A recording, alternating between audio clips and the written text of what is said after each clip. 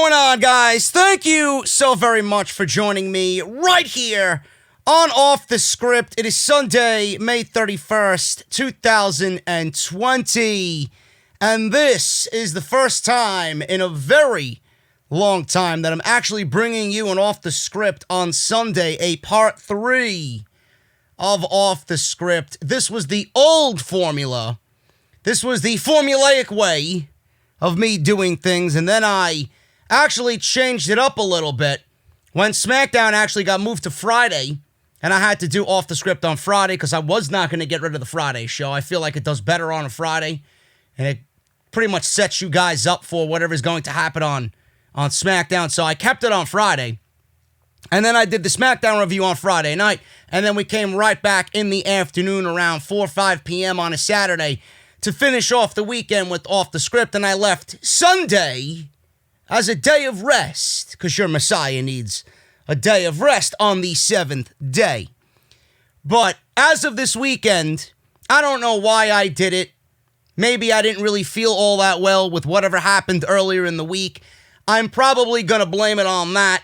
But here we are on a Sunday, and I got more news for you right here on Off the Script. A very rare part 3, so hopefully you guys enjoy it. But I got a loaded show. So hopefully you guys get a lot out of this part 3, this rare part 3 on a Sunday for OTS. I got news on Daniel Bryan and AJ Styles. Apparently their match is already filmed for the Intercontinental Championship final that we will see in 2 weeks on SmackDown. It's filmed. I don't know who wins it. I know who I want to win it. I know how I would book the winner of that tournament, who I want to win, in the next coming storyline for the Intercontinental Championship. Something that would be awesome and a throwback to one of the greatest Intercontinental Championship feuds of all time, culminating at SummerSlam. If there is a SummerSlam, we don't even know at this point in time. But Daniel Bryan and AJ Styles are set. What are people saying about the match now that it is already filmed? I got news on that. Yesterday, I was on the beach. I had a nice, and please don't zing me on this one. All right, I was drinking a hard seltzer. I am against hard seltzers. I really am. But I had a nice Corona hard seltzer. The mango is delicious. And I was on Twitter, just checking shit out for the day, and I came across Vince McMahon banning the buckle bomb. Now, why did he ban the buckle bomb? Did it have to do with previous incidents with Seth Rollins and him ending the career of Sting? Or him injuring Finn Balor? What was the reason why he banned the buckle bomb now, in 2020, when we already knew it was a dangerous move to execute?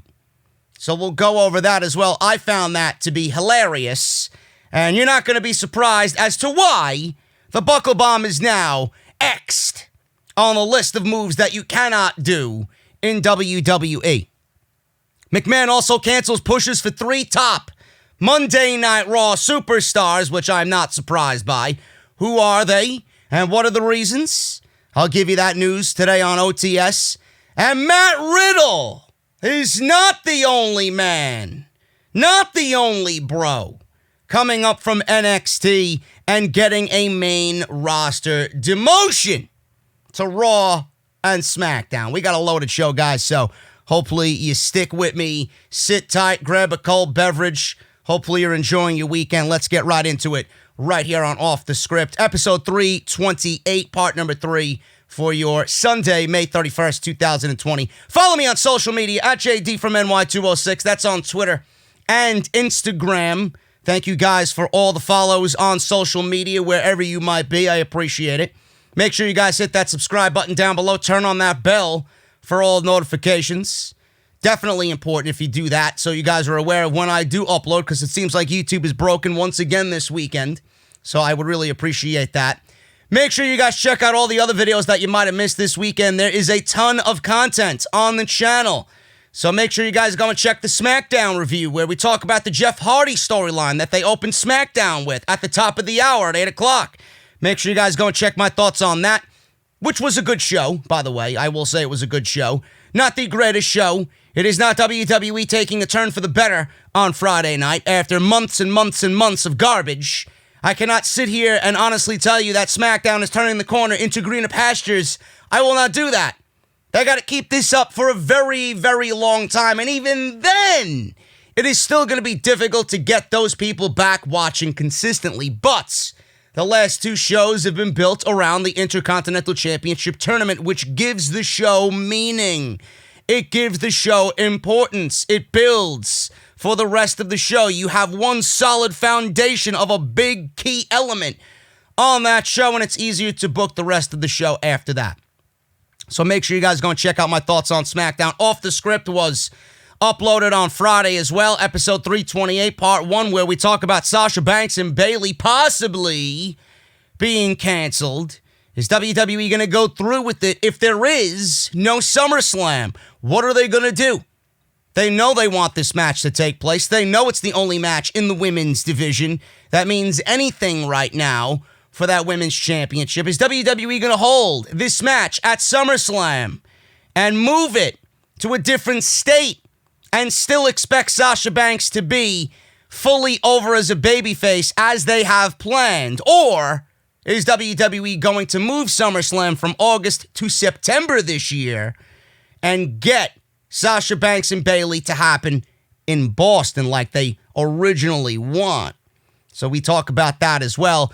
And I am really stumped on this one, guys. I really don't know what they do. If they postpone that match, I even said it on Friday's show, if they postpone that match, how does WWE get Bayley from where we are now all the way to that inevitable feud with Sasha Banks? Because that's the one thing that they're building towards. What do they do with Bayley's title reign? Who do they put Bayley up against as a challenger to get her to Sasha Banks? We don't know. So make sure you guys go and check that out. And part 2 was uploaded on Saturday afternoon. Major situation happening on Monday. Rey Mysterio is quote-unquote retiring, and Seth Rollins could be the most vile, evil man in all of pro wrestling if WWE goes and does this one thing to really make this retirement ceremony stand out as special on Monday night. I give you guys my thoughts on it, how I would go about it, how I would use Dominic in this situation to build a summer-long feud with Rey Mysterio and Dominic and Seth Rollins, leading to an inevitable match at SummerSlam where Rey Mysterio saves his son from the manipulative Seth Rollins. So make sure you guys go and check that out. Some really good stuff on Saturday's show. All the links you need will be linked down in the description below. And if you guys want to support the podcast on Patreon, you can always certainly do that. Patreon.com/JDfromNY206. Let's start at the top, man. Let's get into the news of Daniel Bryan and AJ Styles. The finals of the vacant Intercontinental Championship Tournament have been made official. In fact, WWE has already confirmed when the finals will take place. This will be June 12th on Friday night, Fox Smackdown. WWE did an interesting storyline angle on Friday's episode of SmackDown when they opened the show with Jeff Hardy apparently hitting Elias with his car while intoxicated. Now, Hardy was, quote-unquote, arrested, which led to him being pulled from the semifinals of the tournament. This episode was supposed to see Hardy versus Daniel Bryan and Elias versus AJ Styles. However, due to the storyline, Styles automatically advanced, while Bryan took the high road, wanted an opponent in the semifinals. Adam Pearce booked a battle royal with 10 men, which Sheamus won, and then it was in the main event, Bryan versus Sheamus on Friday night, with Daniel Bryan advancing and going over to challenge AJ Styles in the finals. Now, Sami Zayn was stripped of the Intercontinental Championship. He still, in my eyes, is the rightful Intercontinental Champion. And Fightful Select with Sean Ross Sapp reporting that despite the finals not airing for a few weeks, WWE did tape the finals on May 26th during SmackDown's TV tapings at the Performance Center. Sapp noted, and I quote, "We are told at Fightful that the match was unbelievable and legitimately pumped a very tired NXT PC crowd that was there to cheer and give this match a special feeling." That's what he said on Fightful. that the match was unbelievable, and a tired PC crowd legitimately was pumped at the end of this match with what they see. Now, I had my guy, my source, reach out to me, and I knew this was going to be the final. This should have been the final. There is no doubt about it when you looked at the tournament that this should have been the final. My guy told me that these guys, Bryan and Styles, on that particular June 12th episode, were given a lot of time. So the majority of that show is actually going to be AJ Styles versus Daniel Bryan. I'm assuming in the second hour, they're going to be given a lot of time to crown a new Intercontinental Champion. So it looks like, with what I was told, with my guy telling me that this is indeed what is going to happen on Friday night, June 12th. I can't wait. Now, I said this time and time again, I'm going to reiterate it again, and we're going to move on from this tournament. This tournament did not make any sense whatsoever.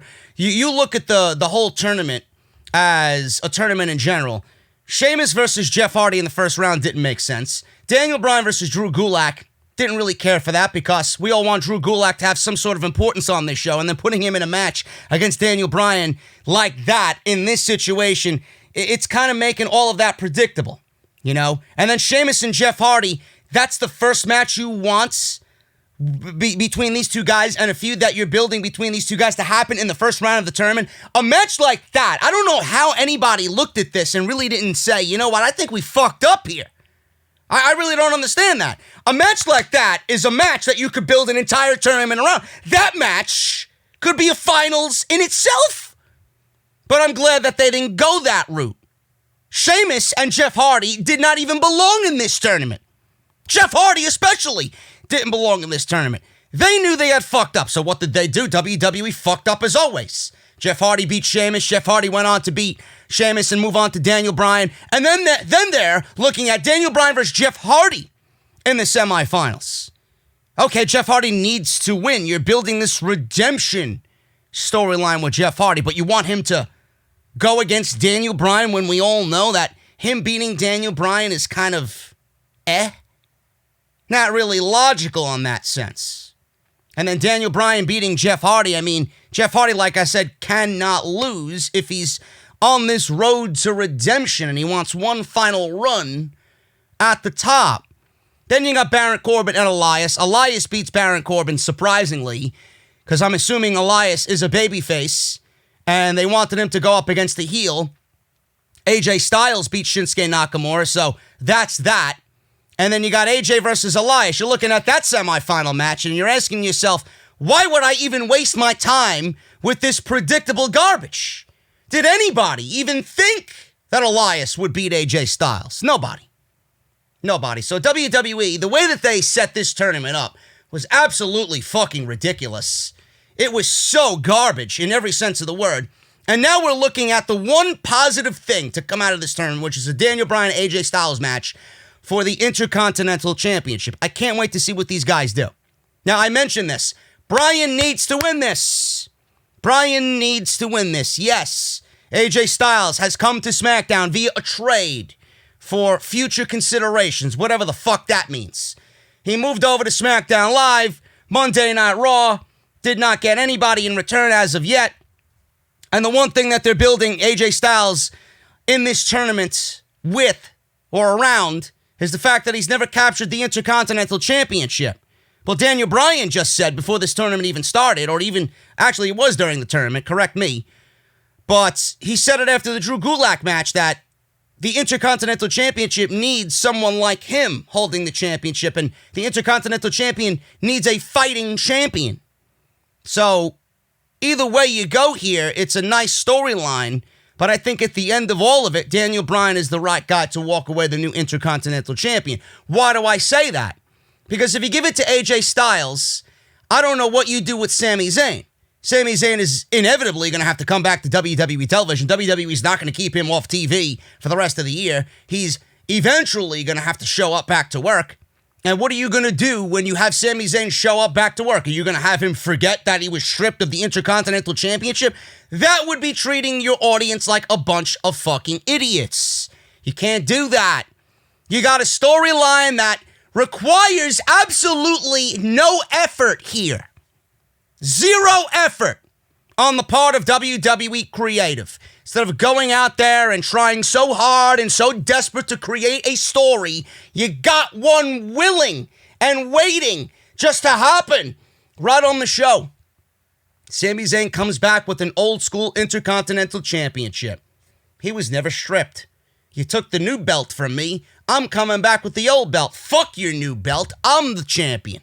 I'm the Intercontinental Champion here. Daniel Bryan is a fraud. Of course he went on to win the tournament. I was never beaten for the title. You guys did me wrong. Play it up on television. Have Sami Zayn defend the Intercontinental Championship and have him get some wins under his belt. The old Intercontinental Championship. Daniel Bryan can go and do what he's got to do with the Intercontinental Championship. The new one. Pretend like you got two titles and an additional title on the show.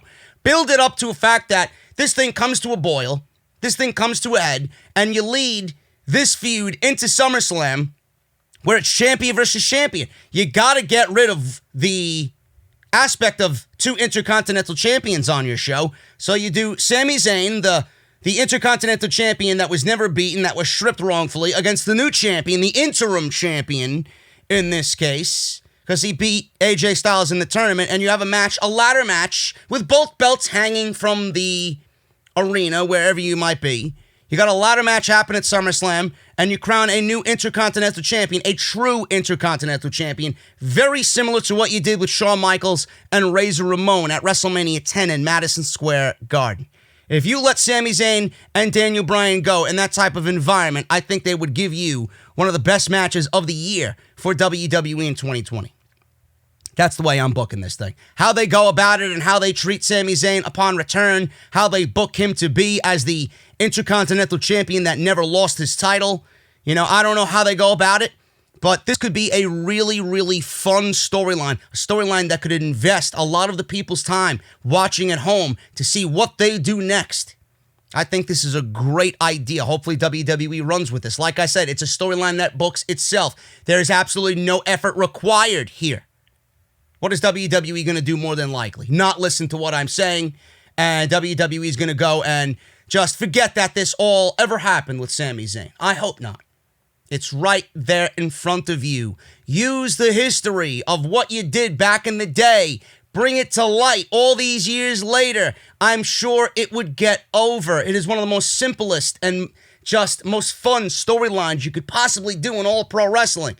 Former champion gets stripped for no reason, for whatever reason. He comes back saying that he's the champion. He never got pinned. His shoulders were never on the mat. Comes back, he's still claiming he's the Intercontinental Champion, and it plays right into Sami Zayn's character because he's such a great heel. I think it's awesome. I think it's awesome. It's right there, WWE. Do it. Do it. Vince McMahon bans the buckle bomb. Really now. Really now. All these months, all these years later, now you want to ban the buckle bomb. Now, to be perfectly honest with you, just me talking to you guys, my honest opinion here, I don't give a shit either way. I really don't. The buckle bomb is dangerous. Half the time people do it, it looks like someone's going to get really, really fucking hurt. So I don't give a shit either way that it's gone. In fact, I'm glad it's gone. I'm glad it's gone. If you can't do the move correctly, if people are legitimately getting hurt every single time something happens, if you're really risking and pushing the envelope there with people really getting hurt, there was a moment in time where people were taking it the right way, right? But most of the time, when you got negligent fucking pro wrestlers, and I use that term very loosely, Nia Jax, then you got a recipe for disaster. So I don't give a shit either way that they're banning the buckle bomb. When you got people like Nia Jax not doing it correctly, I'm not surprised that it's going away. Now, during Wrestling Observer Live this weekend, Dave Meltzer stated that Nia Jax's botch buckle bomb on Kairi Sane a few weeks ago was the final straw. The spot has been removed from the approved moves list. There were calls to ban the move prior to doing that as well. Sting's career was over. Career-ending injury apparently was not enough for Vince McMahon to pull the plug on this move until another recent mistake with the move. He says, and I quote, does Meltzer, "You know, it's one of those things because of what happened to Sting. I was surprised banning the move didn't happen then. There are people who were wanting it to be banned before that. It was one of those things that people were against it. And then when it happened with Nia Jax and Kairi Sane, that was the straw that broke the proverbial camel's back. And Vince McMahon gave in. So for years now, it's been widely known that McMahon has a list of banned words and wrestling moves that he doesn't want his talents to use. Most notably, this move led to the retirement of pro wrestling legend Sting, who received the move during a match with Seth Rollins for the WWE Championship. After the match, it was discovered that Sting had spinal stenosis. It is an interesting thing of timing about this ban, as Kairi Sane recently took a scary bump into the buckles while wrestling Nia Jax while working on a match a couple of weeks back on Monday Night Raw. Now, the buckle bomb, listen, man, a lot of people were outraged over the buckle bomb when Finn Balor had to relinquish the Universal Championship. All those many years ago at SummerSlam, he became the first Universal Champion. He won the championship in a great match against Seth Rollins. Showed up on Monday Night Raw. He was out for 7 to 8 months because of said buckle bomb on the apron. Now, I'm not going to sit here and outwardly blame anybody here. It was just a timing issue. It was a choreographed spot that did not go the right way, and Balor, he got launched into the barricade, and Rollins, from what I remember, was way too far away from the barricade to even have this move executed properly. It was a recipe for disaster just where he was standing, because Balor, he didn't land. Usually when you do a buckle bomb, from what I know, the buckle bomb is supposed to be perfect timing. You lift your opponent up in a power bomb, you throw him into the turnbuckle, and it's usually the lower back. Anywhere, like the upper portion of your back, more so to your neck area, that's where it's going to be a recipe for disaster. It's not going to end good. Especially if you're launching somebody from the middle of the ring into the fucking turnbuckle, that's a recipe for disaster, man, because the first thing that's going to hit is your head and your neck. You don't want that to happen. Now, Balor, he was launched way too far out in that SummerSlam match, and he tore his shoulder off. So that was it. He was done. And then we had the Sting incident. Now, I don't think you should be doing a buckle bomb on a 50-year-old plus Sting in a WWE Championship match. That was their mistake. I don't know why they were going over what they were going to do in that match, and they said, you know what, maybe this is not a good idea because of his age and just how he is at this point of his career. You don't want to risk any injury, and they did it anyway. So I'm surprised, like Meltzer said, that it wasn't banned after that, because that was 2 incidences with Rollins. Now we come to Nia Jax. Is this Nia Jax's fault? I'm not going to say it's Nia Jax's fault, but it is Nia Jax's fault for being negligent in the ring with talent. Imagine being Nia Jax coming back to WWE after all of this layoff, after all of this injury stuff that she went through, and she comes back and she goes through rehabilitation, and you come back and you are just as awful, if not worse, than you were before you went away with injury. That could not be me. It could not. How you come back and you have not one fucking thing here that I could say is better than what you did last time. Everything about Nia Jax is absolutely worse than what we remember of Nia Jax before she was hurt. Imagine that. I'm not surprised. Now, who is negligent here? Who is at fault here? Is it Nia Jax? Yes, you could blame Nia Jax because Nia Jax has a history of botching. A buckle bomb to Kairi Sane does not need to be in the match. Why would you need to go and do that? I don't find that to be necessary whatsoever. You could do literally anything else with a woman that size against someone the size of Kairi Sane, and it could come off as devastating. It could come off as her being a monster. It could come off as her throwing her weight and her power around. You don't need to go and do that. She can't even do a fucking simplistic, rudimentary, formulaic fucking wrestling move, and you're having this woman take a Kairi Sane who's soaking, 105 pounds, and you're launching her into the turnbuckle.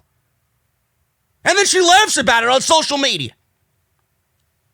So you banned the buckle bomb because of what Nia Jax did to Kairi Sane. Is there anything on that list of fucking banned moves about banned wrestlers? Why don't we ban Nia Jax now that we banned the fucking buckle bomb?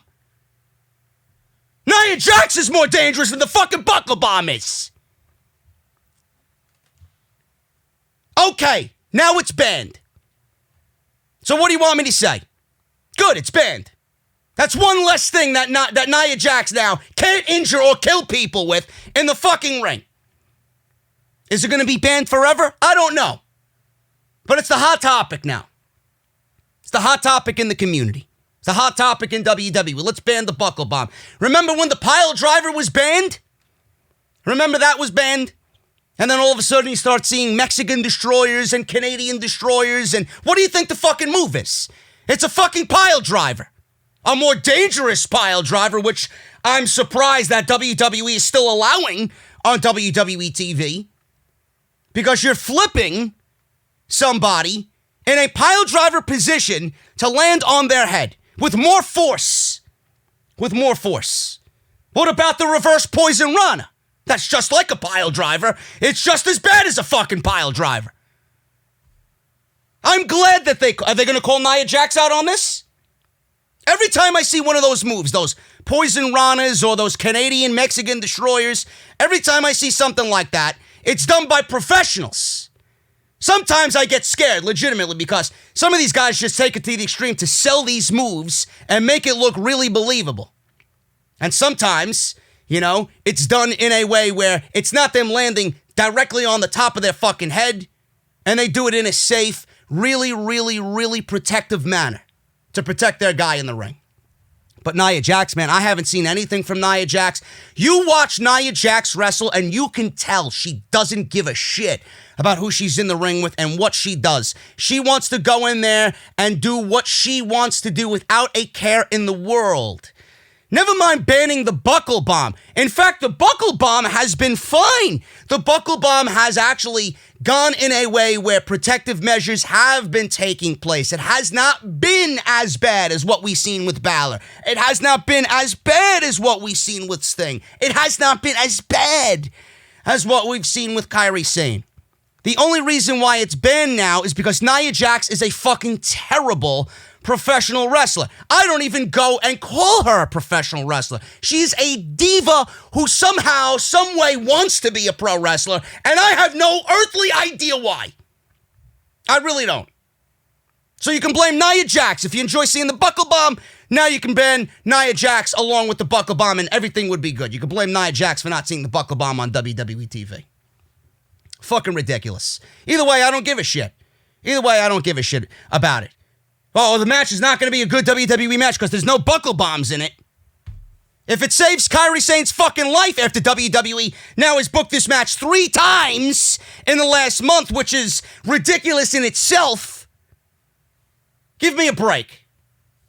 Maybe WWE should look at themselves after all this situation. Is there a reason why Kairi Sane needed to be in a match with Nia Jax? I don't think so. You do it because you got nothing else. You do it because you suck at your job. Of all the fucking things you could do, yeah, let's book Nia Jax and Kairi Sane. On what fucking planet are you going to be looking at this match and say, you know what, I think these two women can have a great match? Knowing with what Nia Jax has been doing? Give me a break, folks. You're putting Kairi Sane in that dangerous position just by being in the ring with her. Moving on. Vince McMahon cancels pushes for 3 top Monday Night Raw superstars. Oh, only 3? I thought it was more than that. There was a note in this week's Observer. Dave Meltzer noted in the Observer that prior to Apollo Crews winning the United States Championship from Andrade, there were other ideas that were given to him. Now, Meltzer previously noted that there was a heel turn planned for Apollo. In the Observer, it was noted that Crews turning heel was a possibility, but that plan was buried this week when he won the United States Championship. Meltzer also noted in the recent months that there were plans to use the United States Championship to elevate guys like Cedric Alexander, Humberto Carrillo, and Ricochet into high card faces, and all of those plans were dropped. Keep in mind, yeah, just like Humberto's win-loss record, every single time he's in the ring, the L's continue to drop. Now, keep in mind that there were efforts to push Alexander last year, and McMahon made the decision to bury him. Don't know why. I have an idea why. And if you guys recall, when that entire ACH situation was going on, we had Big Swole happen to chime in on social media, and she actually stood up for Mr. ACH. And then he made mention of Alexander mentioning to Big Swole and Cedric Alexander, husband and wife, and he said, ACH, that he's looking to help out Cedric and get him out of that place as well. So, by default, that means Cedric was also supporting what ACH did, and he blasted the fucking company ACH did for racism and that whole t-shirt thing, and he went on a huge social media rant and whatnot, calling WWE racist, and he just made a big thing out of it.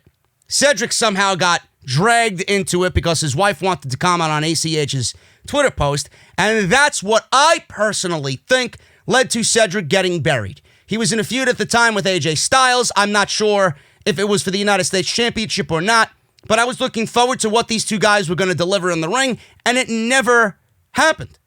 It really never happened. And from there on, he was buried. We never seen any more of Cedric against AJ Styles or Cedric for the United States Championship, even after things have played out on TV where you thought he was actually going to get the revenge on the club and AJ Styles. Never happened. Never happened. So now he was in a tag team with Ricochet, and they have been taken off TV, not to be seen now for, 3 weeks? As the Street Profits and the Viking Disney Globetrotter Raiders are out there doing their golfing and basketball and whatever the fuck they're doing, turkey leg shenanigans. We haven't seen any of them on television, Cedric or Ricochet, since all of this competitive stuff with the Street Profits and the Viking Raiders have been taking place on Monday night. Ricochet, like I said, hasn't been on in like 3 weeks. I'm not sure if he's on Main Event. I couldn't give a single shit if he is. Who the fuck watches Main Event? You got to be some real mark if you're going to go and watch WWE Main Event. I don't give a shit how good the matches are. Do they mean anything? No. Main Event is nothing more than WWE putting on the circus, folks. You got the circus acts on Main Event just because they have a contract and an obligation to do what WWE tells them to do. That's why they're there. It means absolutely nothing to anything that happens on Raw and SmackDown. It's just the circus acts going through with circus shenanigans on Main Event. That's all it is. Then you got Andrade. He's another guy WWE has done absolutely nothing with on the main roster. They gave him the United States Championship after a decent back and forth with Rey Mysterio. You figured he was about to finally get his big break on Monday night, and nothing happened. Now, he's got a safety net in Charlotte Flair because he's engaged to Charlotte Flair, so he ain't really going to go anywhere. I don't think he's leaving the company. I don't think he's going to be buried like Ricochet and Cedric Alexander have been buried, but the fact that he has not gone as far as we all expected him to is a complete crime in itself. And then you got Humberto Carrillo. I mean, I don't know what you want me to say about this guy. You know, after all that I've said about him already, the guy's a loser. WWE had this guy come to Monday night with no hype, with no build, with no video package. The guy barely speaks English. He's got a pretty boy face that is not really a likable face to look at on a poster. WWE has done absolutely nothing with this guy, and they expected everybody to just somehow fall in love with Humberto Carrillo because he's fighting from behind as a valiant baby face. Meanwhile, I know absolutely to this day nothing about Humberto Carrillo. I don't know, WWE, maybe you put a little effort into somebody and maybe I'd care about him. Maybe we would care about him.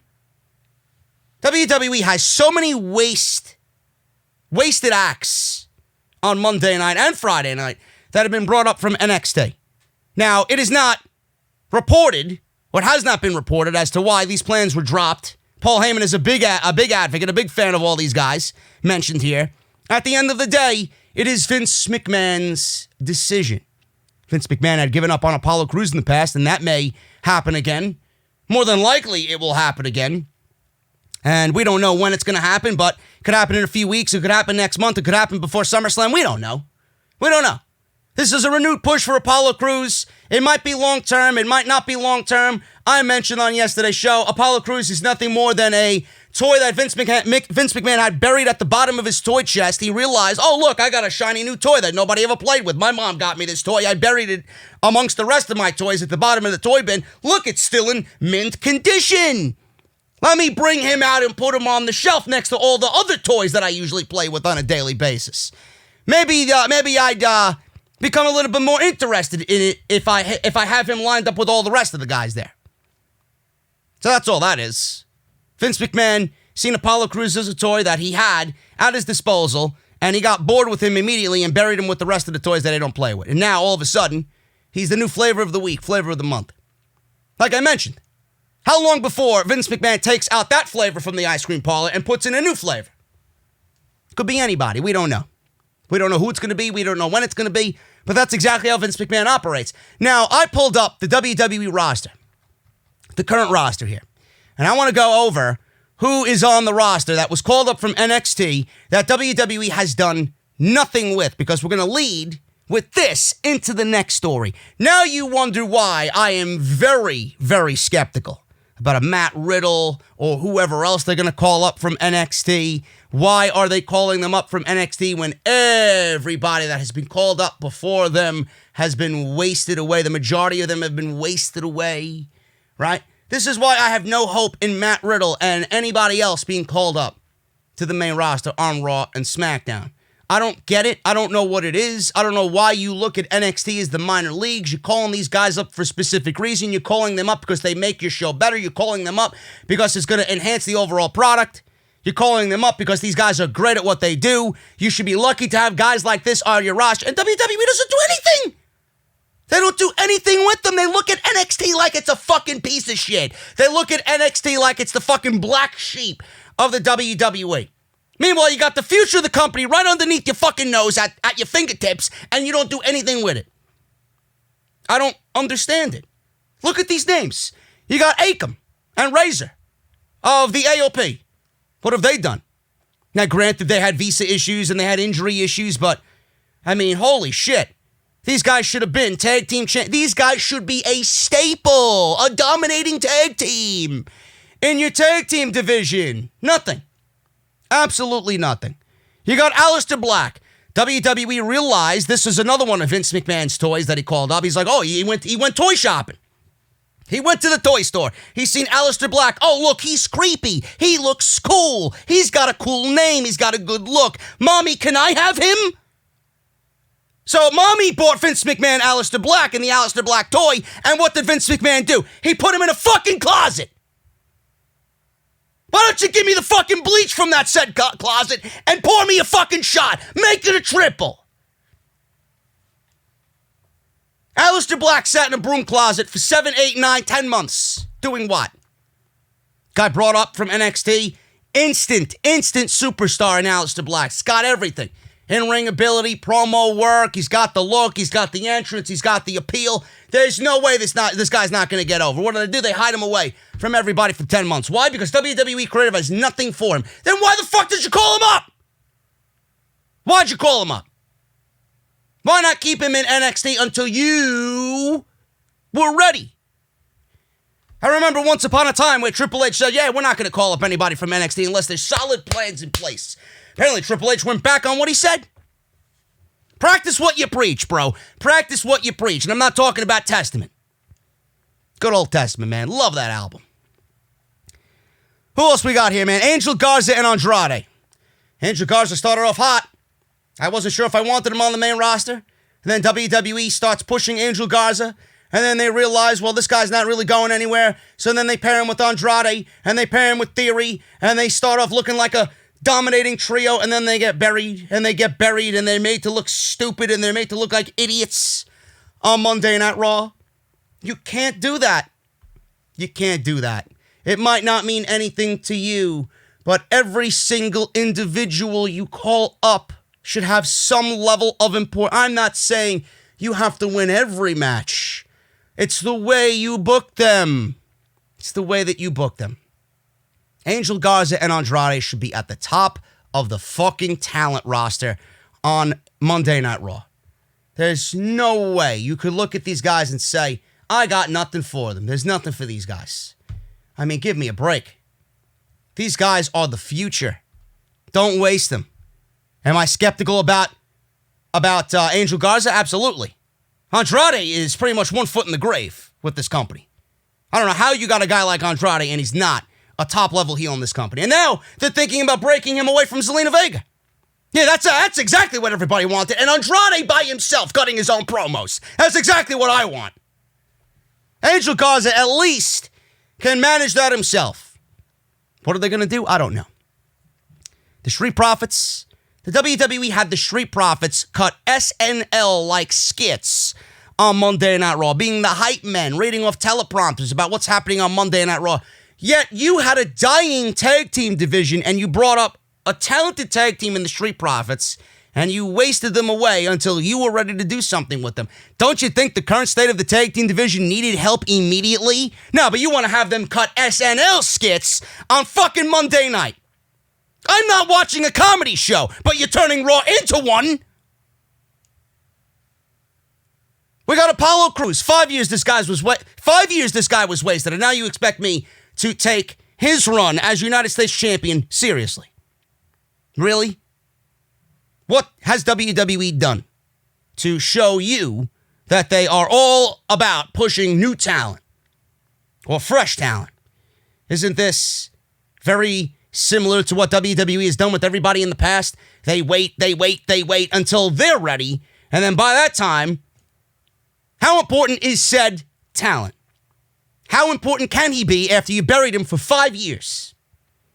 Now, it's great that he's getting an opportunity, but it's up to WWE now to maintain that momentum and give him a run with the United States Championship. And not only build him up, but build the championship up. You know, you got one champion on Raw in Drew McIntyre that's doing great things right now with the WWE Championship. You know, it's not illegal to have a secondary title have that same level of importance for the secondary fucking division. The mid-card. There's a concept, WWE. Why don't you embrace it? Austin Theory. Why this guy's even on Monday Night Raw in this role at 22 years old is so fucking bizarre to me. Why would you keep this guy on Monday Night Raw? I don't get it.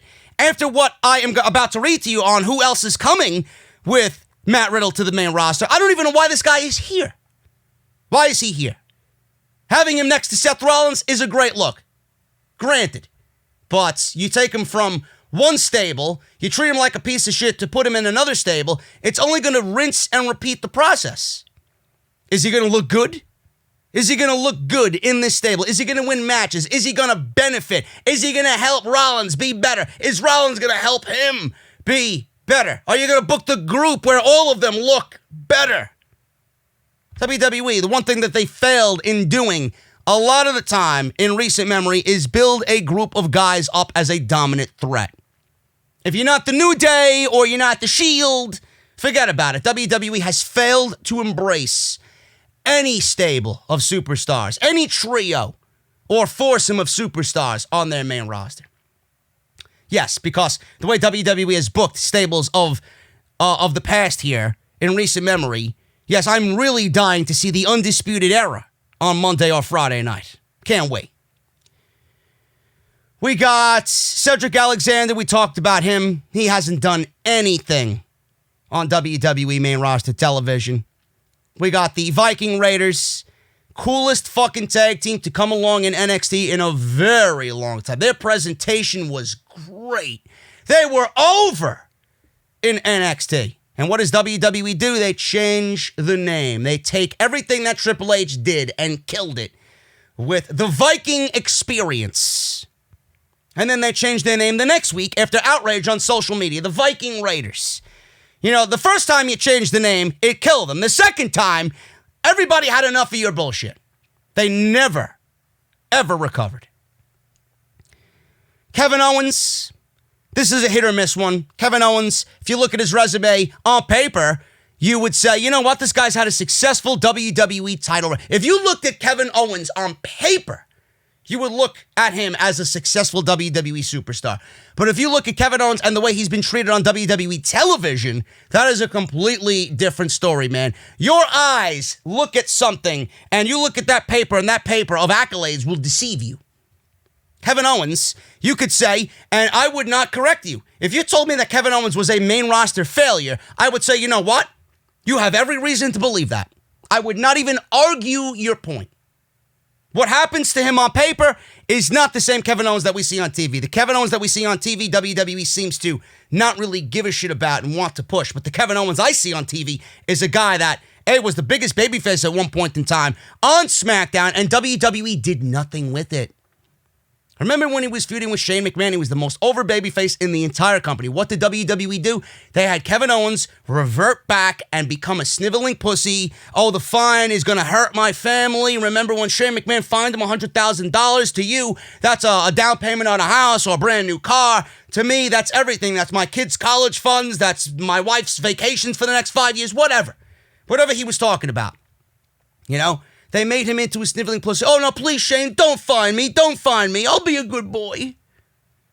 He went from being the rebellious act who stood up for everybody to being, you know what, let me conform and be like everybody else and shut my fucking mouth. That did not make Kevin Owens look good. And what did we see after that? Nothing. Absolutely nothing. It's like I'm going over character development here on Monday night. We got Buddy Murphy. Has he done anything?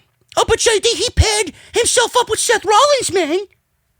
What does that mean? Because he paired himself up with another loser, he's going to become a winner? He paired himself up with Seth Rollins because Seth Rollins is a former WWE and Universal Champion? Former member of The Shield, the architect? Why don't you architect Murphy some momentum? Another talent, wasted. Absolutely wasted. Ricochet. Don't get me started on Ricochet, bro. Guy comes in, the guy's the hottest free agent in the industry. WWE has Ricochet in NXT. The first time we seen Ricochet, this guy was doing fucking moonsaults off falling ladders at TakeOver for the North American title. Wowing people. He eventually became the North American champion. Massive matches with Adam Cole and Velveteen Dream and the Viking Raiders and Johnny Gargano. I looked at this guy as, this guy's the next AJ Styles. There's no way you can fuck this guy up. What did WWE do? They fucked him up. They fucked him up. Now look at him. Now he's wearing Alexa Bliss boy shorts, squashed by Brock Lesnar in February, to be buried. To be buried. Not even to be featured at WrestleMania. Meanwhile, last year at WrestleMania, wasn't he fighting for the tag team championships? If my memory serves me correctly, Ricochet was wrestling for the Raw, SmackDown, and NXT tag team championships in the same week. And he didn't even make the show this year. If that doesn't signal burial, I don't know what does. Now he's in a tag team with Cedric Alexander because WWE, what that means to me and what that means to you, that's WWE telling you, we got nothing for these guys. They're both losers, so we're going to pair them together. And they're trying so hard to make it mean something, and they're trying so hard to have it be something. And now WWE, the last time we seen them, they lost to Brendan Vink and Shane Thorne on Monday night. Have we seen them since? I don't know. Maybe we should ask Bruce where they are. He seems to know where all the disappearing acts go. Buried on the main roster. And don't tell me Ricochet isn't buried. The guy is fine. He's got 2 feet in the grave. All he needs to do is lay down. Samoa Joe, failure. Love Joe to death, failure. WWE hasn't done anything with him. Believe it or not, if it wasn't Joe, it should have been Strowman. I was advocating for Joe to beat Brock Lesnar at Great Balls of Fire. Remember that? That was awesome. That was Joe's time. Joe should have been more than just a United States champion. He's failed on the main roster. Moving over to SmackDown. Actually, let's keep it with Raw. We got the women. Asuka, you could look at... you could look at Asuka and look at her accolades, man. She's not a failure. But WWE has been... And this is legit. WWE's been so hot, so cold, and now they're hot again. That's all they're doing with Asuka. Asuka is now being pushed because they need some legitimacy in that division. And the only reason why Asuka is where she is right now is because Becky Lynch is out getting pregnant. That's it. Becky Lynch, obviously she's one of the elite. She's come up from NXT, a rarity in the company. Bianca Belair. How you call someone like Bianca Belair up to the main roster and don't use them? I don't understand. When was the last time we seen Bianca Belair? I can't even remember. Billie Kay, Kairi Sane, Liv Morgan, Nia Jax, Peyton Royce, Ruby Riott, Shayna Baszler, all of the women on Monday night called up from NXT. How many of them have had successful runs on the main roster? How many of them feel important? With the last name there of Shayna Baszler. How has WWE treated Shayna Baszler? Has WWE treated Shayna Baszler like Triple H treated Shayna Baszler for 2 years? Developing that act, developing her in-ring ability. What has WWE done with Shayna Baszler? They've taken everything that Triple H created and Vince McMahon killed it. For what? Because Vince McMahon blew it.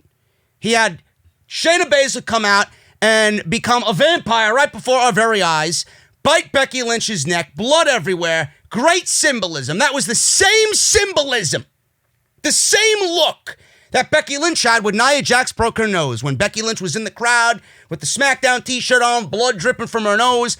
Very similar to what she had to deal with. The next day, people were labeling Becky Lynch a superstar. Shayna Baszler had that same symbolism, the blood dripping down her neck. This is it. Shayna has arrived. What does WWE do? They take her in New York City, of all fucking places, at the Barclays Center, and they put her in a match against another heel in Kairi Sane. Crowd's getting restless. Crowd's chanting, this is boring. Crowd is shitting all over the match. Vince McMahon, the next day you read reports, he's done with Shayna Baszler. He's losing faith in Shayna Baszler. Vince, don't you realize you fucked her up on your own accord and you put her in the position that she could not get out of at the Barclays Center? I don't forget this shit. I don't forget it. From that moment on, I knew Shayna was dead. Then she goes into the Elimination Chamber, and then they have her eliminate all the women in the Elimination Chamber in record time. The only woman, the only superstar in history to eliminate the entire field of the Elimination Chamber. She goes on to WrestleMania. She should have beat Becky Lynch, and she did.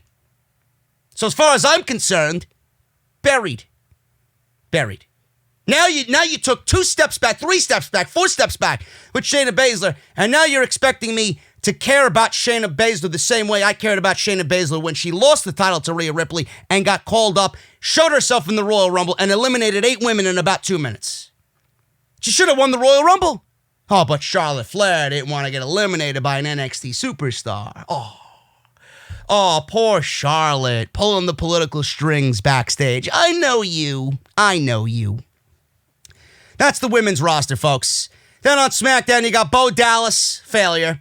You got Curtis Axel. Was he even in? I don't think he was in NXT. Failure nonetheless. He got released anyway, so you know how he ended up.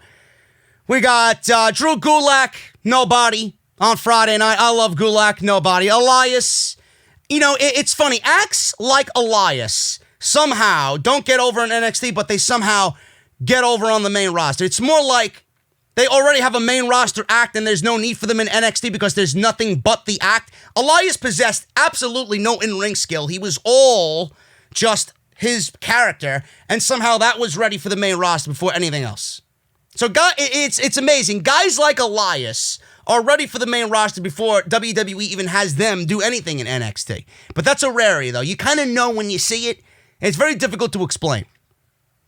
We got the Forgotten Sons. The only reason why the Forgotten Sons are getting pushed on SmackDown is because there are no tag teams in the division. None. How soon before they are legitimately forgotten? You got Kalisto. He's been a failure. Remember the Lucha Dragons? I actually enjoyed them. Remember Kalisto and Sin Cara? I thought they were a great tag team. What did WWE do? Split them up. Baron Corbin came from NXT. He's another one of those guys that's like Elias. He was just ready for the main roster. WWE changed him for the better, I do believe. And I do believe Corbin now is better than he was then. But he's just one of those guys like Elias, man. It's very difficult to explain. He's more so just suited for the main roster than he was at any point in NXT. He's just one of those WWE shills. He's one of those WWE elite. And you kind of know it when you see it. Lars Sullivan, I don't even know if he's coming back, but he's listed as a SmackDown superstar. Matt Riddle, we'll wait and see. But from what I read, Matt Riddle is only being demoted to the main roster. because his contract's coming up this year. WWE wants to get him more money, and they want to keep him at peace so he doesn't think about going anywhere. So do they really want to push Matt Riddle? Do they really want Matt Riddle on the main roster, or are they doing it out of sheer desperation because they don't want him to sign with somebody else? We'll see. Maybe this leads to Matt Riddle being pushed on the main roster. I hope so. The guy's got a license to print money, and the matches that he could possibly give us on the main roster are bountiful. So hopefully he is one of those guys that they look at as elite. Like I said on my Friday Night SmackDown review, how long before they say, or they have Matt Riddle say, riddle me this, bro? Maybe they give him a new character and not the charismatic Matt Riddle that we see now. Maybe they put him in an outfit similar to what they did with Dean Ambrose. They turned Dean Ambrose into fucking Bane. Maybe they turned Matt Riddle into the Riddler. And they just reprise the Riddler on SmackDown Fox. It's not really a shocking occurrence if I see it, right? How long before they put Matt Riddle in shoes? How long before they have Matt Riddle dancing with the New Day? And some comedy joke-like segment. This guy's an MMA fighter. You bring him in as legit as you could possibly bring him in. Give me a break. Mojo Rawley, failure. Mustafa Ali, failure. Otis and Tucker, I mean, before they even were allowed to be a tag team, they split them up. I don't understand how these guys have not become a tag team champion on SmackDown. Like, you need tag teams. This is WWE's thing. But Vince, we need tag teams. Split them up. I see more in Otis than I do in Tucker. I don't get it. I really don't understand it. You got Robert Roode. I mean, you guys know when we watched NXT back on WWE Network, Bobby Roode was absolutely phenomenal as a heel. The fact that WWE brought this guy up and immediately turned him babyface on the premise of his theme music alone, I mean, Jesus Christ, that's a recipe for failure. Absolutely ridiculous. Bobby Roode was a main event level heel in NXT. What did they do? Fuck it. Killed it. Shinsuke Nakamura, WWE brought him in, one of the greatest debuts of all time in WWE history. That Sami Zayn match still gives me chills when I watch it. What does WWE do? They fucked him over. As soon as he lost to Jinder Mahal. As soon as he lost to Jinder Mahal at SummerSlam, and then immediately at Hell in a Cell, I was one of those people that said, buried. And he never recovered. He never recovered. He settled into mid-card fucking purgatory since then. Never to be seen again. Chad Gable, Jason Jordan, they broke them up before they could even last as a tag team. Jason Jordan got hurt. He was obviously in a tag team with Seth Rollins. He became Kurt Angle's illegitimate son, Chad Gable. They pulled Chad Gable out of one tag team with Jason Jordan, which was fucking perfect. They put him in another tag team with Shelton Benjamin, trying to recreate the world's greatest tag team with him and Charlie Haas. Went nowhere. Jason Jordan got hurt, never to be seen again. He's now a WWE producer. And Chad Gable, they changed his name to Shorty G. Failure! Failure. Fucking failure. The women on SmackDown. Alexa Bliss, she's the company's favorite blonde. Of course she's gonna fucking succeed. Bayley, she's one of the elite. Carmella, there's nothing special about Carmella. Carmella actually was better on her own than she was with Enzo and Cass, so that's that. Enzo and Cass is another one. Failure. Dana Brooke, failure. Ember Moon, failure. Lacey Evans, she shouldn't have even been brought up from NXT. Mandy Rose, but one of those women, again, just like Elias, one of those women that just kind of settled into a SmackDown role and was better off for it, you know, being compared to what she did in NXT. Nikki Cross, give me a break. I mean, Nikki Cross now, it's nauseating to see what they did with Nikki Cross. Nikki Cross just fell into that just formulaic, ordinary role on WWE TV. She's just like everybody else. At least in NXT, she had character. There's no way you were going to sit there and tell me that you prefer this Nikki Cross over the Nikki Cross that we seen in NXT. Who's to say we couldn't see the Nikki Cross be the same Nikki Cross we seen in NXT with a little bit more spunk on the main roster? Now she's just like everybody else. She's dressing like Alexa Bliss. We don't need another Alexa Bliss. Sonya Deville, better off for it. Sasha Banks, one of the elite. That's that. Look at all of the failures on the main roster, folks. All because you think, oh, well, they're in the bigger spotlight on Raw and SmackDown. That doesn't mean they made it. When you look back at your career, are you going to look back and be proud of what you did? Or are you going to look back and say, you know what, I think WWE dropped the ball. I guarantee you, if half of these fucking people left WWE and went on a podcast like Jericho or any of these podcasts to go and fucking complain, they would say, WWE dropped the ball. I was unhappy. I was tired of being stagnant. I was tired of just sitting around waiting for my opportunity to come. It came too late. I wanted to be a little bit more of, I wanted to have a little bit more creative freedom. I was not allowed to be me. I gave ideas. I couldn't give ideas. Every single one of them. What do you think Sasha Banks is going to do when she inevitably leaves the WWE? You think she's going to sit there and talk all these rainbows and fucking sunflowers about WWE? No, she's going to talk about how WWE creative stifled her. And I'm going to listen with open ears and say, you know what? I don't know the woman, but I know exactly what she is feeling. Every one of these superstars, folks. Every one of these superstars. Adam Cole, Velveteen Dream, all of Undisputed Era, Dominic Dijakovic, fucking Pete Dunne, right? Keith Lee, Johnny Gargano. You know, when you see a guy in NXT, you know if they're going to make it or not. Some of them don't make it. Some of them do. I get it. But everybody should have an opportunity to show you what they've done. And I say this again, because Triple H is giving these guys the fucking rocket pack. And he's creating something with these guys in NXT. All because Vince McMahon didn't come up with it. And his team didn't come up with it. They got to go back and hit the reset button and rebuild them in their image no matter what Triple H did to them. Triple H creates and Vince McMahon kills.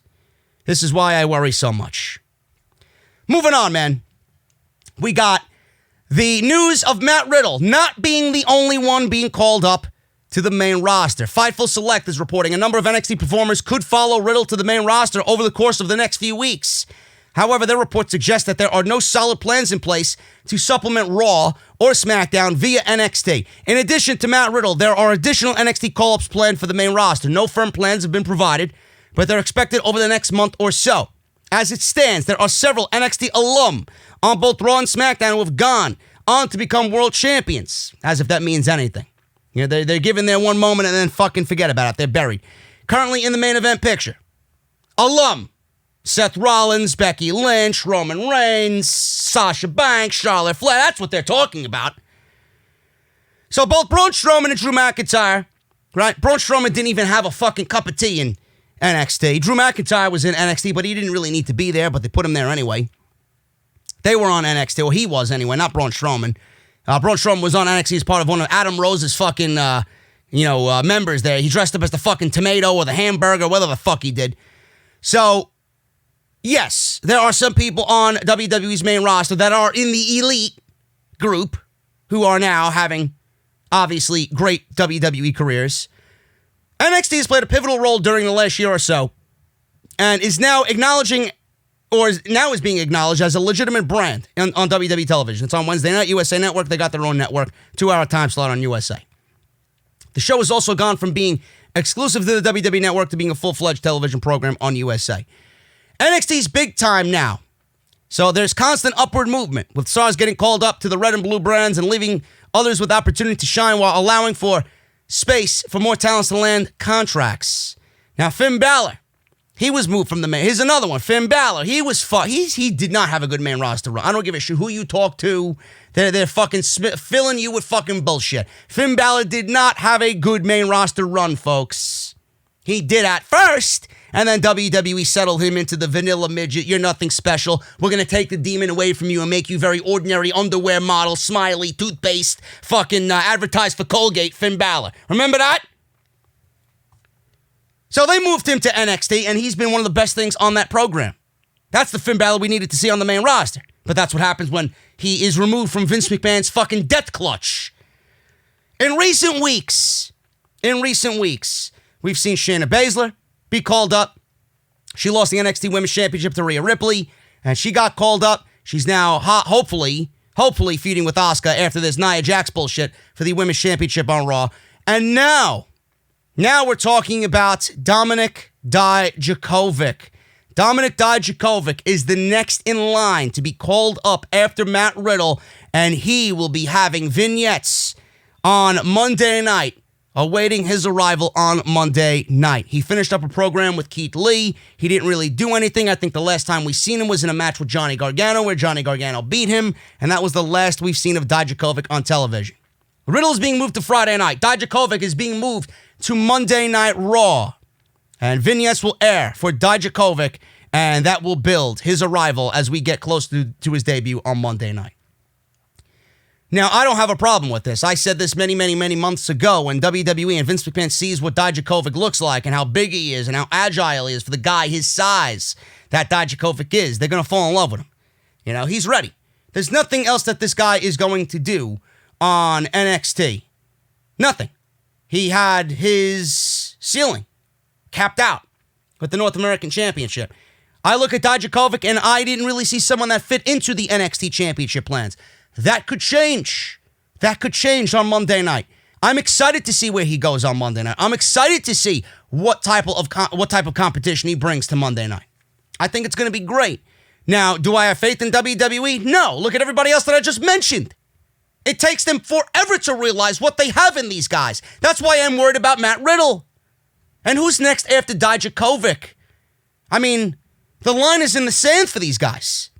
You could just take a look on that roster about who's next. When is Keith Lee's time up? As soon as Keith Lee loses that championship, you know he's going to get called up. He's 35 years old. How long are you going to wait on someone like Keith Lee who could right now be slotted into anything on WWE main roster television and main event? What about Damian Priest? He's going one-on-one with Finn Balor.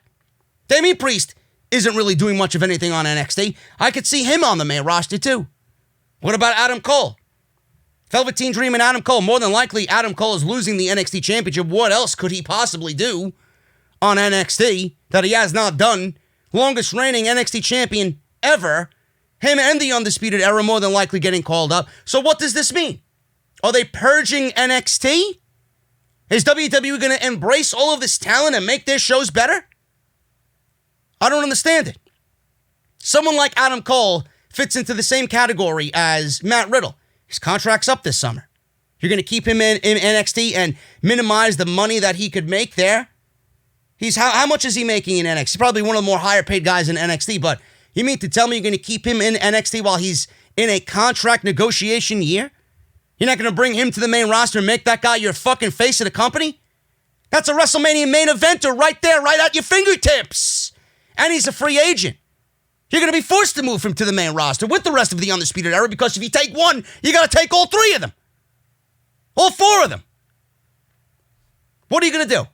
You're going to force to be moved him to the main roster. Because you got to pay him more money. Otherwise, he's going to walk. When you're as good as Adam Cole, you don't do anything for the type of money you're making in NXT. You go and make your fucking money. WWE lets Adam Cole walk. That is a legit game changer on Wednesday night. Where do you think he's going? You take him from NXT and you put him on AEW. The guy's AEW World Champion as soon as he walks through the door. Of course Adam Cole's going to the main roster. After this thing with the Dream, that's it. Adam Cole's going to be on the main roster before we get into SummerSlam. And I don't have any faith in them doing anything with the Undisputed Era. Because history is WWE's greatest enemy. Look at what they've done. Nothing. If you're not the New Day or if you're not the Shield, dead. Wyatt family, dead. Sanity, dead. Who else? Garza's guys, Zelina's guys with Garza Theory, Andrade, dead. Dead. The Nightmare, not the Nightmare Collective, that was on AEW. The Artist Collective, dead. WWE doesn't have any desire for groups if you're not named the New Day or the Shield. You know? Nexus, dead. Killed off 2 months after they fucking were joined forces or came together. WWE doesn't know what to do. The Club, dead. They went nowhere. So please, spare me your fucking tears when you say all I do is complain.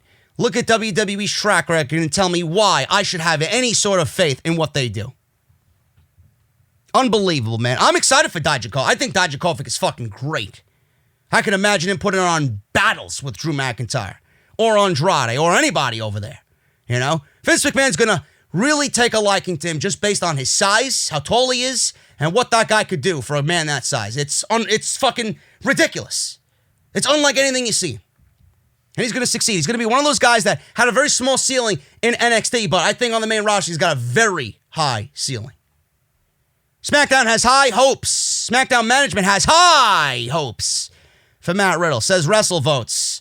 WrestleVotes says on Twitter, those in power have very high hopes for Riddle on SmackDown.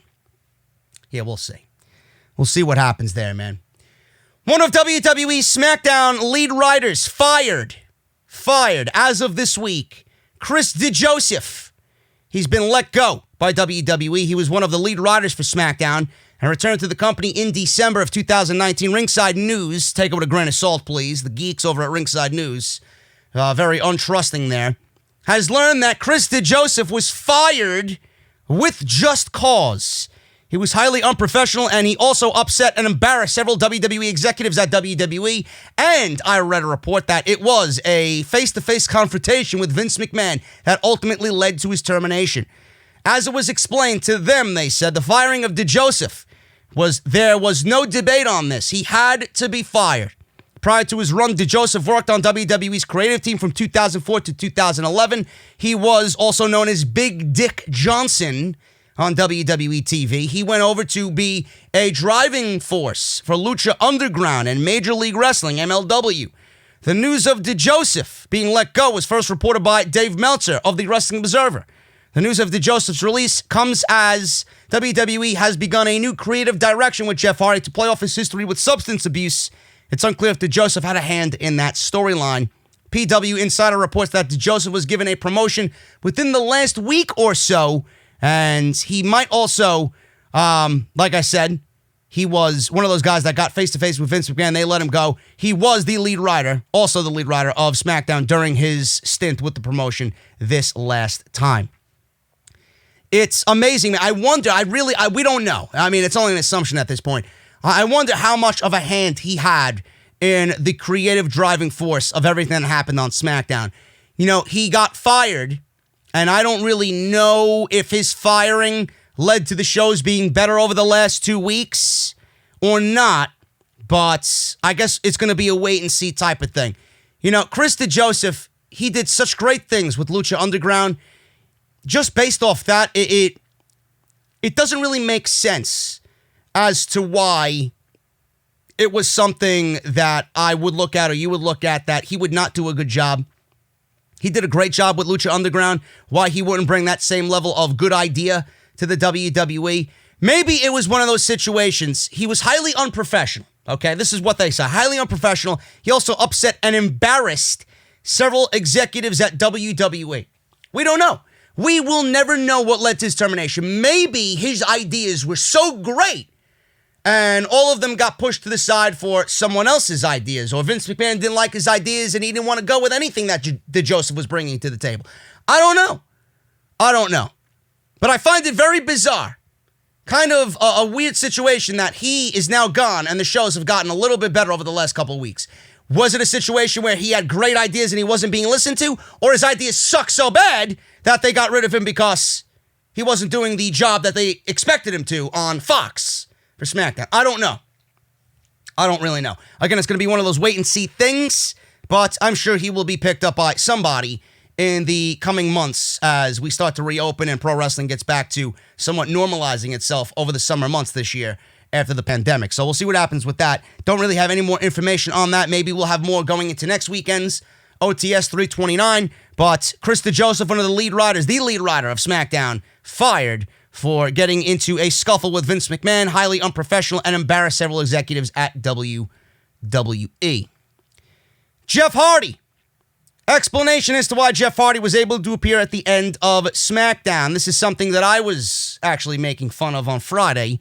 I mean, they arrested him, they brought him to the police facility, right? And all of a sudden he shows back up on Friday night in the main event to cost Sheamus his match against Daniel Bryan. It was explained by WWE after the fact on WWE.com that the Orlando police released him from custody after he was successfully one of those guys in the situation here. He got pulled over for DUI. He crashed because of intoxication behind the wheel.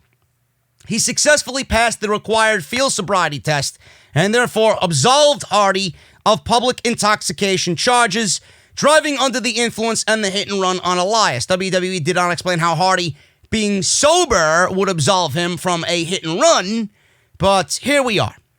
Hardy appeared at the end of the show and cost Sheamus his match against Daniel Bryan, thus allowing Bryan to advance to the finals of the IC title tournament against AJ Styles. Sheamus and Hardy will continue their feud, where it will probably end up as Sheamus framing Hardy after Hardy beat him in the first round of the IC title tournament.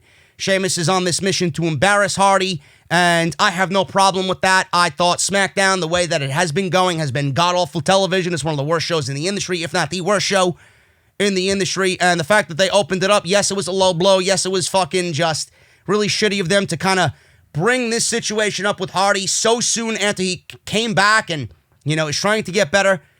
It does reek of uncreative garbage from WWE, but the only problem I had with it was how soon they did it, how close to what happened with Hardy happened, and now they're bringing this back to TV already. It does kind of rear its ugly head as being uncreative, but WWE started SmackDown off in an unpredictable way. It does lend itself to being uncreative. It does lend itself to, a little illogical, because you give us this take on him fighting his demons and him, battling back and trying to redeem himself. And then you book him in a storyline where he is being portrayed as a drunk, but he was set up. And I think him being set up is going to absolve and wash all of this bad taste from people's mouths. This is WWE. I would not be surprised. It's going to be interesting to see. It's going to be very interesting to see what WWE does in this last year that Hardy is under contract. Are they going to redeem him? Are they going to push Jeff Hardy to win a major title in the WWE in hopes that he stays with the WWE and doesn't join Matt Hardy in AEW? Or is his redemption going to be getting buried by WWE and the redemption's going to be leaving WWE and going to join Matt Hardy in AEW? We don't know.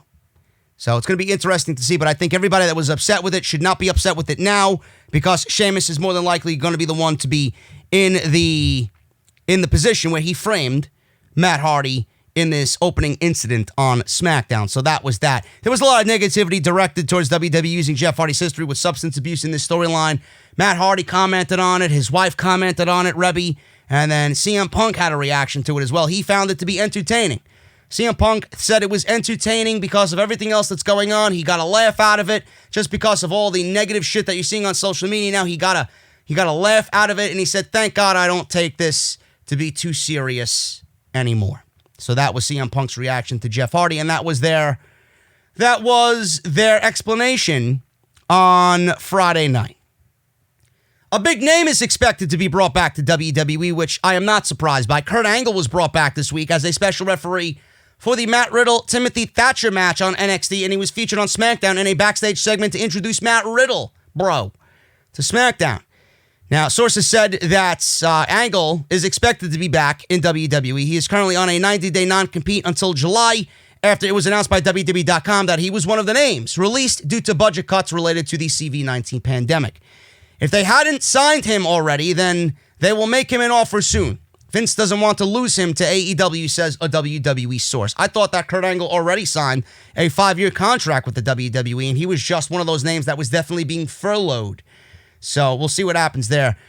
People said that Kurt would likely not wrestle elsewhere after July, but his name means a lot, and Vince McMahon would rather not have him appear on a TV show for a competing company. Kurt was said to be happy with his backstage role, so all signs point to him returning if he is offered a similar deal or a better deal after all of this that happened with him being released. In addition to Angle, there were talks this week about some furloughed producers being brought back over the next few weeks. We talked about Nigel McGuinness. He was actually let go. I do think that they used furloughed in regards to Nigel McGuinness, and I do expect guys like that, Shane Helms and guys like that, maybe Briscoe as well, who was released and furloughed. They were all told that they were being let go for the time being. But guys like that, I expect WWE to bring some of those guys back, because a lot of those guys do have a lot of influence. A lot of those guys have a lot of knowledge, vast knowledge that could absolutely help a competing company. So Vince may want to be careful with who he let go, who he furloughed, and he may want to be careful on who he brings back and who he lets go.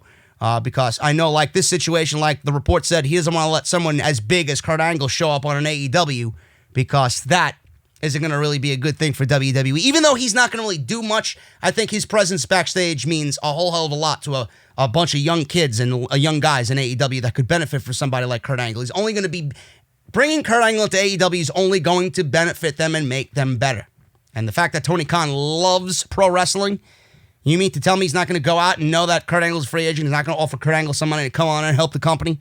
He absolutely will. Vince McMahon doesn't want that, and that's exactly what he wants to avoid. Guys, finally, we're going to get the hell out of here with this one, man. I found this funny, so I figured I'd put this in here. Becky Lynch removed from the Raw opening graphic. An unlikely superstar was put in place. Becky Lynch had to take some time off, because she's having babies. It's likely that the man will be the mom by this time next year. That means WWE needed to fill her spot on the roster and potential promotional materials moving forward. She wasn't the only superstar who got switched around. The WWE official website has graphics for their television show that displays top superstars behind the program's logo. Lynch was previously front and center in this graphic, but now she is missing. 2 other superstars have also been removed. Ricochet and AJ Styles were also taken off the Raw graphic. Now, AJ Styles, obviously, because he's on SmackDown now permanently, but Ricochet was removed permanently. Styles was moved to SmackDown. Ricochet is still on Monday Night Raw. Ricochet's removal from this prime real estate on the Monday Night Raw graphic is another terrible sign for Mr. Ricochet.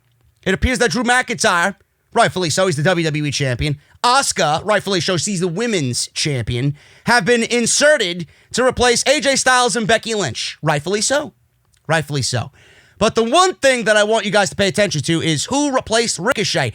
Angel Garza is now on the graphic instead of Ricochet, if you guys see it. Maybe this is going to kind of bleed into the opening of Raw as well. I love with AEW what they do. They always change around the opening, man. It's always a different scene. After every show, after every major pay-per-view, they always take some new clips and put it into the opening Dynamite scene for the theme music to, the opening to Dynamite. They always cut away into the show. It's always something different, if you guys noticed that. Garza is now on the graphic instead of Ricochet. WWE obviously has plans to push Garza. Hopefully this is definitely concrete plans that they are going to do more with Angel Garza. They rearranged everyone to put Seth Rollins and Drew McIntyre up front and center as well. A lot of fans are wondering how long it would take for Drew McIntyre to make it onto this graphic. Asuka's replacement also makes perfect sense because she is now the top draw, the top woman on Raw as the Raw Women's Champion. It's interesting what happened with Ricochet, but everybody is wondering now if this will mean that WWE is going to get fully behind Angel Garza. We only have time to see. Right, we got to wait and see what happens to Garza. If they push him, what happens to Ricochet. I think Ricochet, listen, if you ain't going to do anything with Ricochet, I would advocate for a move back down to NXT. I really do. If you're going to be bringing all these guys up to from NXT to the main roster, if you're not going to be using a guy like Ricochet, send him down to NXT. Send Cedric down to NXT. Really. You're not using him. So if you're bringing all these guys up, if you're bringing a Dijakovic up, if you're bringing a Cole up, if you're bringing a Damian Priest up, you can't really purge NXT without supplying NXT in return. If you're not using a guy like Ricochet, why keep him on the main roster? Let him go back down to NXT. It would be better for not only the fans, it would be better for his mental health. It would be better for the NXT program because you got a fucking caliber athlete like Ricochet on the show every Wednesday night. It just makes sense. It really does. So we'll keep an eye on Garza. We'll keep an eye on Asuka, how long they maintain their top drawing on Monday night. What happens to Ricochet? Listen, man, I'm all for moving talent back and forth from NXT to Raw, Raw to NXT, or SmackDown back to NXT. It's not a shame to be moving pieces like that. If you're going to be calling up, the logical thing to do would be to call back down to NXT as well to make sure that that roster is set in place and has enough talent to perform on Wednesday night. Guys, I'm getting out of here. Thank you all so very much for all of your supports. Hopefully you enjoyed the video, man. Just roughly under an hour and a half. I appreciate it. If you guys enjoyed it, hit that thumbs up. Let me know what you think down below. I'm still getting some comments in the comment section, man. Oh, I'm going to go watch this guy, or I'm going to go watch that guy. I can't stand this soft JD. What the fuck are you guys talking about, man? Every time I see a comment like that, delete. Every time I see a comment like that, block. Motherfucker, we haven't gone soft. I'm still going as hard as I ever have on the WWE product. Stop believing what people are saying on social media. Stop complaining to me that I'm soft. Just watch the goddamn shows. I am going to be up front and center leading the charge on what's wrong and what's right on WWE programming on a weekly basis, man. Thank you guys so much for joining me. Hit that thumbs up down below. Turn on that bell for all notifications. If you missed Off the Script this weekend already on Friday and Saturday, links will be down below in the description. And I'll see you guys right back here on Monday night for the Raw review and a brand new week of WWE content. Thank you guys so much. Hit that subscribe button. Follow me on social media at JDfromNY206, and I'll see you guys on Monday night for Monday Night Raw and Rey Mysterio's retirement. What does Seth Rollins have up his sleeve? We'll find out. See you guys later.